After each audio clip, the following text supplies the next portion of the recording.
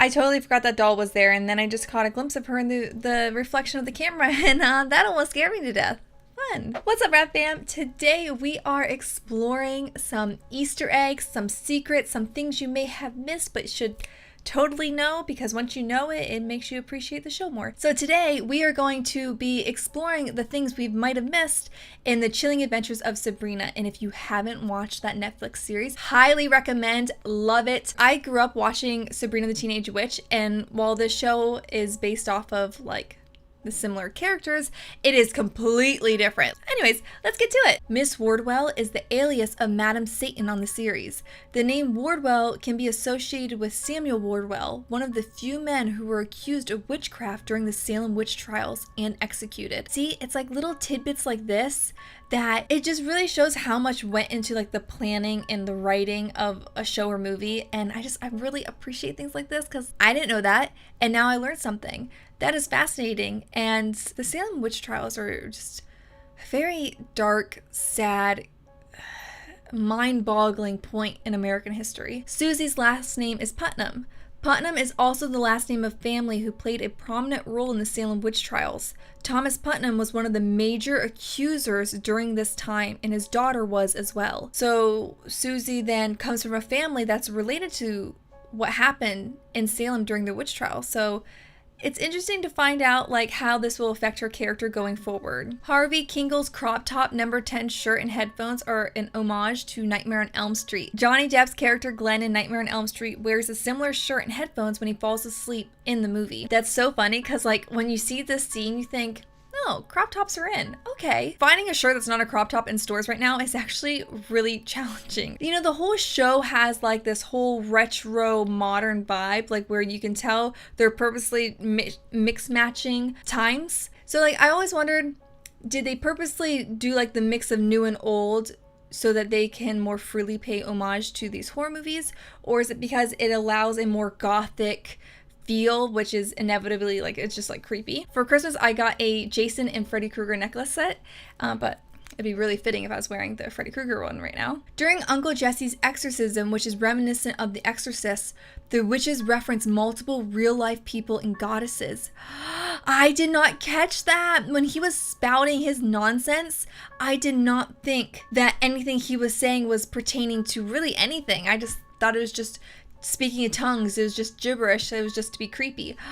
Let's explore. Let's see what he said. That's really creepy. Oh my gosh. I want to rewatch this scene now. Lilith is a demon in Jewish folklore. Morgan Le Fay is an enchantress featured in the legend of King Arthur. Black Annis is a witch in English folklore. Oh, so there's just like a lot of references to like mythology and urban legend and folklore. So much goes into writing a script, and I love that. I appreciate when writers do this. Because it really, even like when you miss it, it still like creates a more believable world. And then when you do find out what they're saying, it makes it that much more like believable of an experience. Even though it's clearly fiction, I'm not saying I believe this is a real show, but it sets a mood, you know? Marie Laveau was a renowned voodoo practitioner, often called the Voodoo Queen of New Orleans. Oh, that was from American Horror Story too. Oh gosh. Two great shows. Maul Dyer is a legendary woman from Maryland who is said to have been accused of witchcraft and now haunts the area where she allegedly died. Ooh, that's really spooky and really sad. I think we're going to do a video on like the history of witches, or specifically dive into the history of the Salem witch trials, because while I know some, I don't know very much, and that's a topic that's just has always interested me, and yet I've never really dived too deep into it. So would you guys like to see a video just strictly on the Salem witch trials?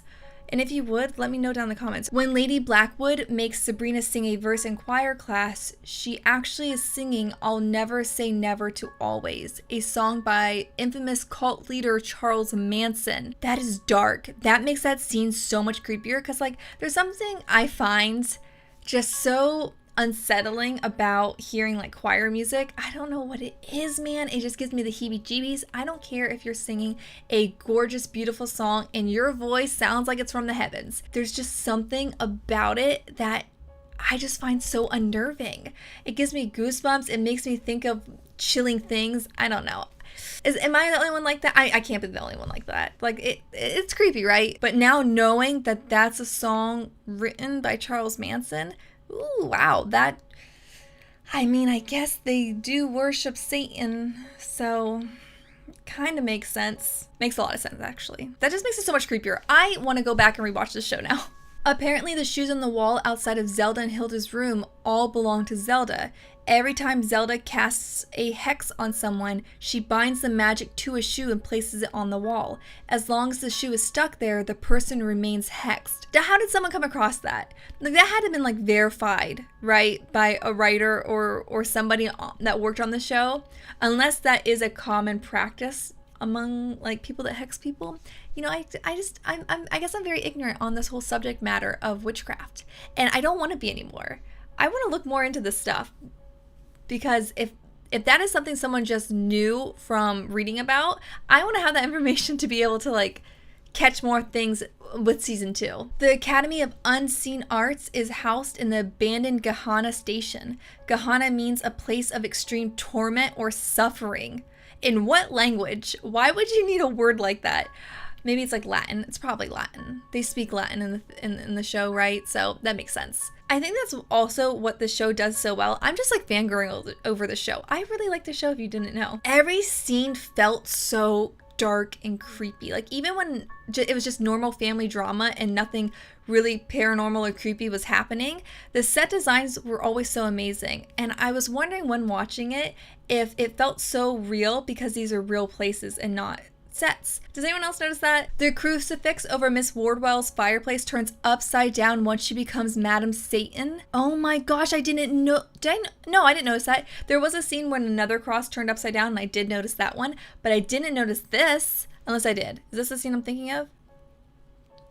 Actually, now I don't remember. There's a lot of like little tidbit, like Easter eggs where they're paying homage to classic horror films. There's just a lot. Like, basically in every episode, they're throwing it back to some iconic movie in like a little teeny tiny way, like with her just saying he's back, like the way that the little girl did, and then like in the background with the plant, and then with Rosemary's Baby, she's wearing just the dress. Oh, Night of the Living Dead, where they go to see the movie and it's on the marquee sign, and then he's quoting it later in the show. There's just a lot of that. So if you're someone that really digs Easter eggs like that, this show is packed full of them. When a bat dies in Sabrina's room, Zelda and Hilda tell her to bury it in the pet cemetery, a nod to Stephen King's Pet Sematary.